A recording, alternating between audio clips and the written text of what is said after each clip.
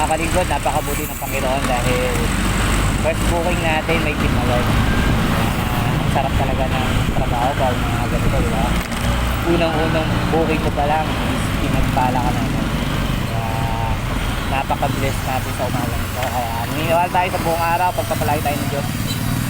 Siyempre, iba pa rin yung pag-iingat ng ating Diyos. Kaya mga kalingkod, samahan nito ako sa buong araw natin buhay.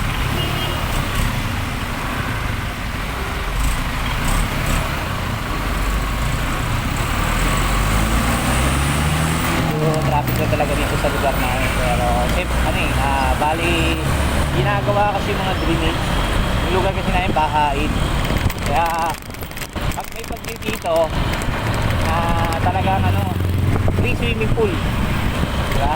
Kaya ngayon inaayos nila yung daan, kaya medyo traffic, kailangan lang natin ng mahabang pasensya para yun, tayo may isataan.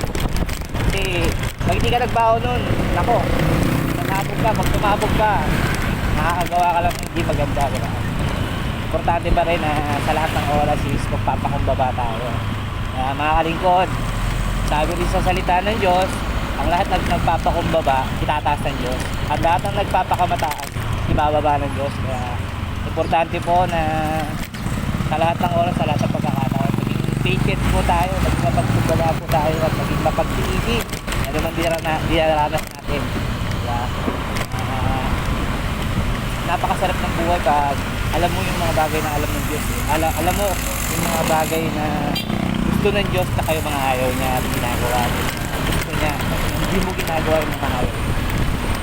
Kaya mga kalingkod, samahan niyo ako sa buong araw. Salamat Panginoon.